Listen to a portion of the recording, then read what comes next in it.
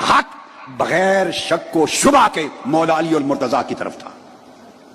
یہ گڈمڈ کرنے کی اجازت نہیں. یہ منافقت اور مداہنت ہے کہ پتہ نہیں حق ادھر تھا یا معلوم نہیں حق ادھر تھا, یا یہ کہنا کہ دونوں طرف صحابہ ہیں, دونوں طرف حق ہے, ہم کچھ نہیں کہہ سکتے.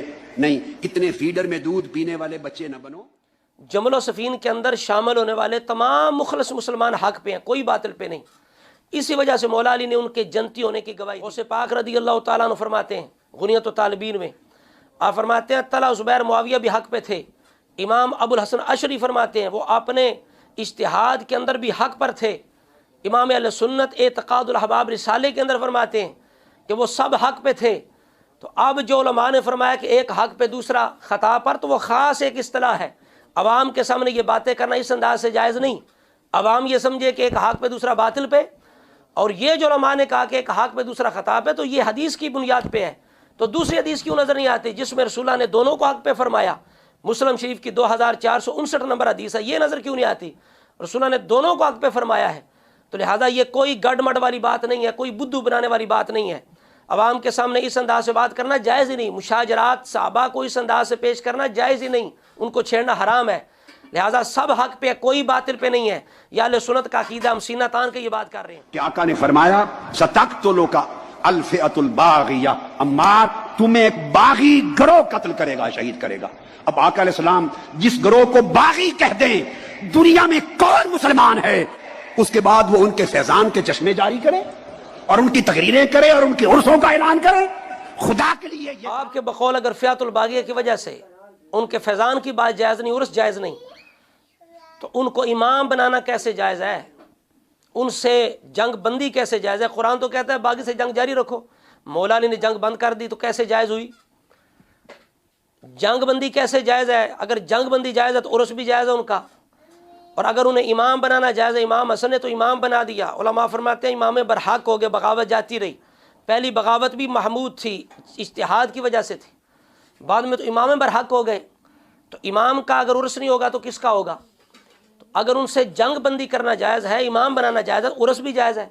اگر آج کل کسی نیک بندے جسے ہم نیک سمجھے, پتہ نہیں ولی ہے یا نہیں, اس کا عرس جائز ہے, تو کیا جو صحابی ہے جس کی ولایت یقینی اس کا عرس جائز نہیں؟ پھر دوسری بات یہ ہے کہ آج کل جس طرح عربی کے اندر شراب کا مفہوم وسیع ہے, دودھ ہر پینے والی چیز کو شراب کہتے ہیں, لیکن ہماری زبان میں شرابی ایک گالی ہے, اسی طرح باغی بھی ایک گالی ہے. بہار شریعت کے اندر مولانا امجد علی اعظمی صاحب فرماتے ہیں کہ آج کل باغی یہ گالی بن چکا ہے, تو کسی صحابی کو باغی کہنا یہ حرام ہے, گالی ہے, تو یہ جائز نہیں ہے. خدا کے لیے یہ کام 1300 سال میں اہل سنت کے اکابر نے نہیں کیا تھا. یہ فتنہ نہ بپا کرو. اگر 1300 سال کے اندر یہ کام نہیں ہوا تو آپ بھی بڑا کچھ کر چکے ہیں جو 1300 سال کے اندر کسی نے نہیں کیا. ہم نے کچھ عرض کی تو شکایت ہوگی. خاموشی مسلک اہل سنت بس, مگر خاموشی پھر فرما رہے ہیں جناب کہ اہل سنت کا جو موقف ہے وہ خاموشی ہے. کس بات کی خاموشی؟ کیا حضرت معاویہ رضی اللہ عنہ کے فضائل بیان کرنے میں خاموشی؟ تو یہ جھوٹ ہے, بہتان ہے. ھذا بہتان عظیم, یہ بہتان ہے. کسی کتاب کے اندر یہ نہیں ہے کہ حضرت معاویہ کے فضائل بیان نہیں کیے جائیں گے. نبی پاک علیہ السلام نے خود ان کے فضائل بیان کیے ہیں, صحابہ نے بیان کیے ہیں, محدثین نے پورے پورے باب باندھے ہیں. انہیں خبر نہیں ہوئی؟ عقیدے کی ہر کتاب کے اندر ہے لا نذکر الا بخیر. اور حضرت غوث پاک رضی اللہ تعالیٰ عنہ کیا فرماتے ہیں غنیت و طالبین کے اندر؟ واتفق اہل السنۃ علی وجوب الکف عما شجر بینہم. یہ زبان بندی ان کے مشاجرات میں ہے. رہی ان کے فضائل کی بات تو کہتے ہیں وَإِظْهَارِ فَضَائِلِهِمْ وَمَحَاسِنِهِمْ, ان کے فضائل اور محاسن کا اظہار کیا جائے گا.